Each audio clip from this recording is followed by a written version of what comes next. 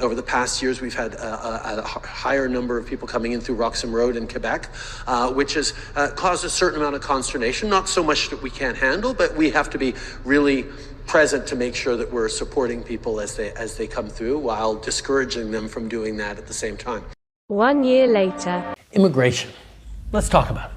In the last 2 years, our population has grown really fast, like baby boom fast. And increasingly, bad actors like fake colleges and big chain corporations have been exploiting our immigration system for their own interests. So we're doing something major. We're reducing the numbers of immigrants that will come to Canada for the next 3 years. Today, I'm going to let you in on what happened, where we made some mistakes, and why we're taking this big turn. Boy, oh boy, oh boy, oh boy, oh boy. It seems as if the Western world is already changing for the better. And Trump is not even in office yet, okay? Because we got to talk about Canada, our northern neighbors who apparently are doing a crackdown on immigration into the country. Yes, they're doing a crackdown on immigration into the country. Far left Prime Minister Justin Trudeau came out and basically announced that, hey, you know what? Canada has way too many immigrants, right? Way too many migrants have been let into the country during the pandemic because of our far left immigration policies. And I was wrong, right? We were wrong. So therefore, we now have to reduce immigration into the country, right? We got to reduce it because they are driving up the cost of housing and other things. And they're taking away opportunities from the Canadian citizens, right? Which, you know, hey, if Trump said something like that, they would say that, well, that's far right rhetoric, right? That's racism, that's bigotry, that's xenophobia.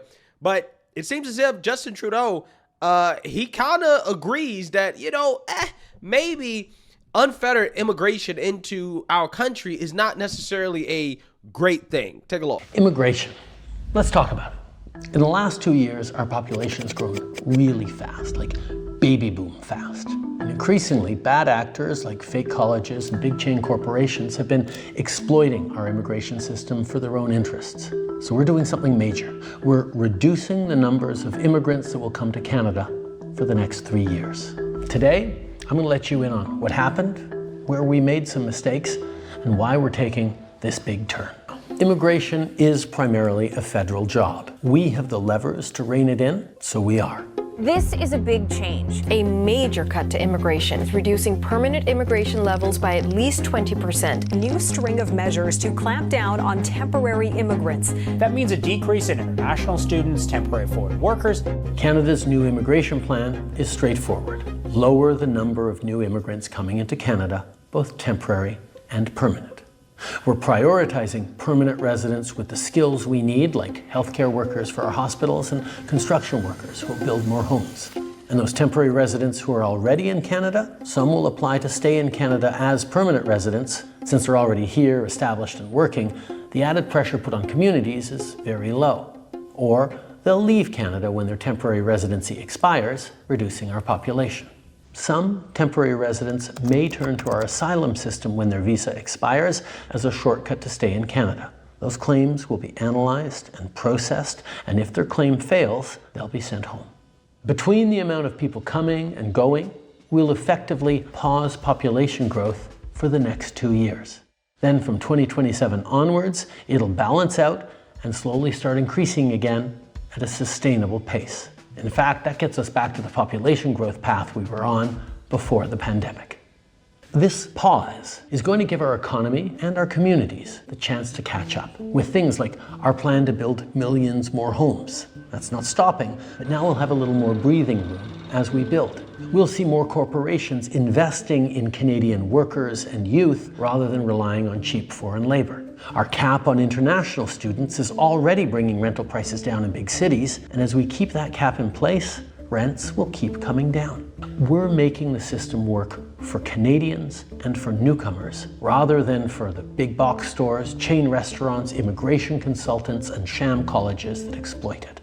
Yeah, so you see now you heard that. Now, I always find it to be fascinating when life comes around full circle for these far leftists who live in Cocoa Puff world, right? When people on the right say, hey, you know, maybe allowing unfettered immigration into a country, mass immigration into a country, is not a good idea, right? No matter how much you think that it will help out with cheap labor and all these other alleged benefits that leftists claim from illegal immigration, in the long run, it's probably not a good idea, right? There are probably a lot of negatives that come along with it, and the negatives outweigh the positive. When we say stuff like that, they say that, oh, you're a conspiracy theorist. You don't understand economics, right? This is what they say, okay? But no, we actually do understand economics.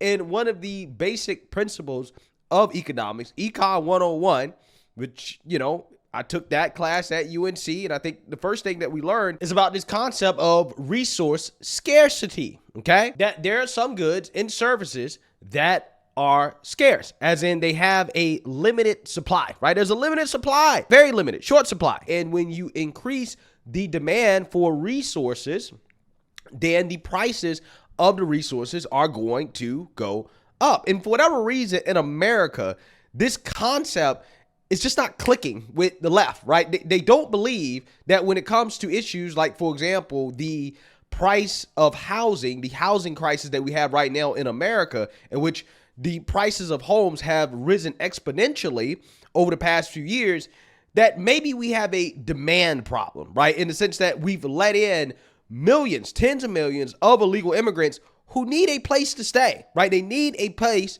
to sleep, right? They need a roof over their head. And when they need a roof over their head, combined with the fact that the federal government is subsidizing these illegals to stay here, right? Paying for them to have a roof over their head, that is going to increase the demand for housing, thus increasing the price of housing along with rent.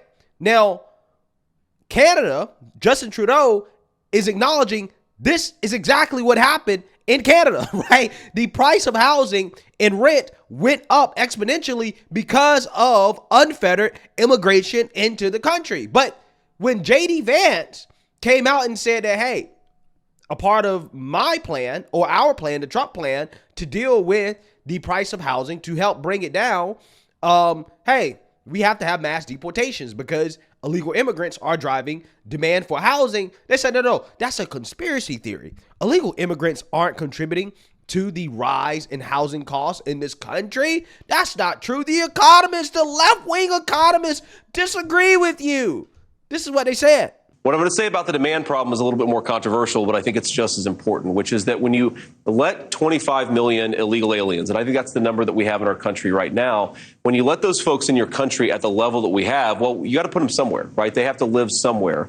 And that means that those are homes that aren't going to American citizens. In other words, if you take a neighborhood and you add hundreds, or you take a city and you add tens of thousands, or you take a country and you add 25 million people competing against Americans for scarce homes, that's going to drive the cost of housing through the roof, too. And there's no coincidence that when we've seen under Kamala Harris's open border, the highest levels of immigration, illegal immigration in our country, basically in our history, that's coincided with the highest levels of house price increases that we've seen in our country in a very long time. I think in Michigan, the number's about 50%. Rents and housing prices have gone up by 50%. We could do a lot better, but simply we got to build more houses, and we got to make sure those houses go to American citizens, people who have the legal right to be here. So you got a little of a correlation versus causation, right? You Sure. have illegal immigration, but many analysts will say that's not what's driving the demand problem. The demand problem is interest rates pricing people out and wages not coming up enough. So, well, let's say you were successful in carrying out those mass deportations. One thing that everyone agrees on is that more housing is necessary in this country, right? The reason that there is a housing crisis is that not enough houses have been built. And that we have 25 million people who shouldn't be here. Well, I mean, this is the thing. I think it's both. I know you do. I don't think that many people who look into this agree with you, but I have heard from the American citizens of Springfield, Ohio, that their lives have gotten worse. Have we talked about the fact that many of them have been evicted from their homes, and then Haitian migrants are moved in, 4 families to a home, massively violating zoning laws? They get subsidy. They get subsidies. They have been attracted there because they're working. They've been attracted there to violate zoning laws, Lulu. They're subsidized by the local authorities, by the federal authorities, by your tax dollars. So now 4 families are living in a home. It's a Republican-run city and a Republican-run state. Your state. 4 families are living, I'm talking about federal authorities, federal housing right now. 4 families are living in a home.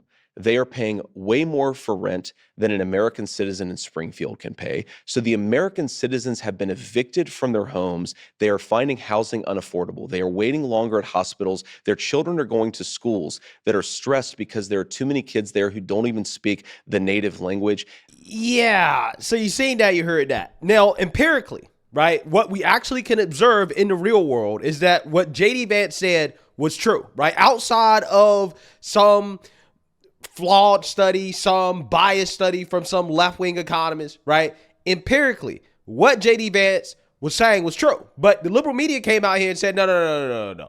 Trump blames immigrant surge for a housing crisis.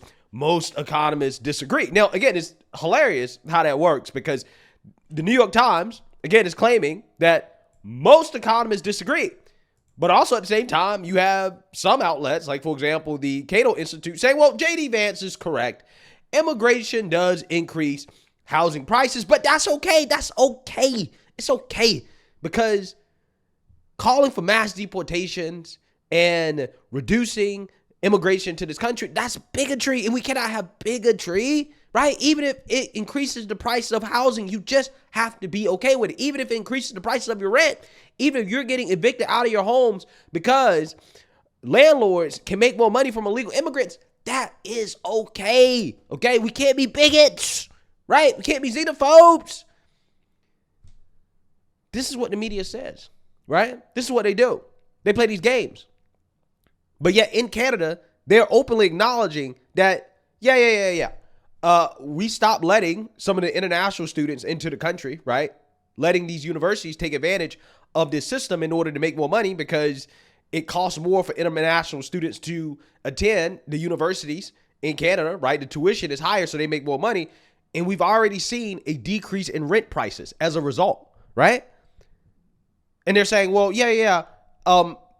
we have to reduce immigration across the board because it's driving up the cost of rent and housing, right? This is probably one of the primary reasons why they're doing it. So again, J.D. Vance was right. He was 100% correct. But yet the economist, the liberal economist said, no, this is not true. This is not a thing, right? Again, it's funny how that works. It's amazing how these people always want to tell us what the so-called experts say. But when you actually look at what happens in the real world, when you use your common sense, the experts were wrong, right? They tend to be wrong because again, if the experts were correct, why in the world is Canada doing this? Why are they decreasing immigration if it's such a great thing, right? And again, they're not just talking about illegal immigration. They're talking about immigration across the board, okay? Why are they reducing it and then citing the cost of goods and services going up as a result if immigrants don't contribute to the increase in rent, housing prices, the cost of goods and services?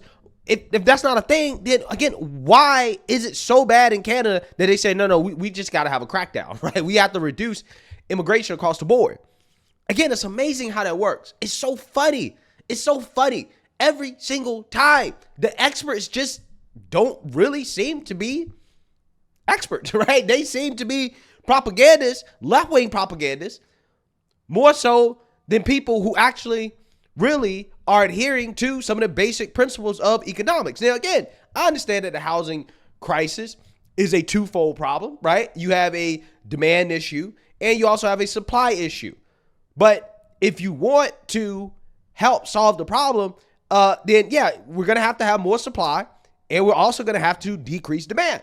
And one of the easiest ways to decrease demand is to not have so many people in this country who shouldn't be here anyways, increasing the demand, right? It's really that simple. It is a component that has to be addressed, right? It has to be addressed.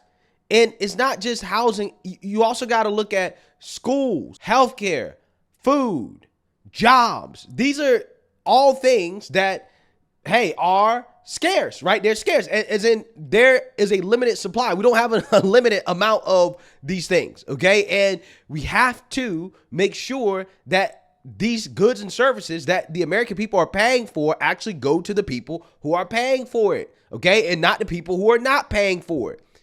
It's really that simple. So there's a supply issue, but there's also a demand issue, and you have to address the demand side. And, hey, liberals just, once again, they just refuse to acknowledge reality until it hits them in the face, right? Why is it that these people always have to experience the negative consequences of the policies that they advocate for in order to understand that, hey, this policy was bad, right? That the outcome from this policy is not going to be good. Canada had to experience it for them to realize, oh, wait. Yeah, illegals and too many immigrants, yeah, they do drive up the cost of things like housing and rent and healthcare. Let's not double and triple down on this, right? Again, Justin Trudeau, he's faced a whole lot of backlash about trying to seek a fourth term, right? And hey, he's feeling the pressure, right? And he's saying, all right, well, we got to course correct, okay? Because our policies did not work, right? Our policies were a failure, okay, when it comes to immigration. So, hey, once again, the conspiracy theorists were right, okay? The conspiracy theorists were right, and these so-called experts were wrong. So let me know what you guys think. Make sure you like, comment, and subscribe. Most importantly, share a Black conservative perspective. Peace.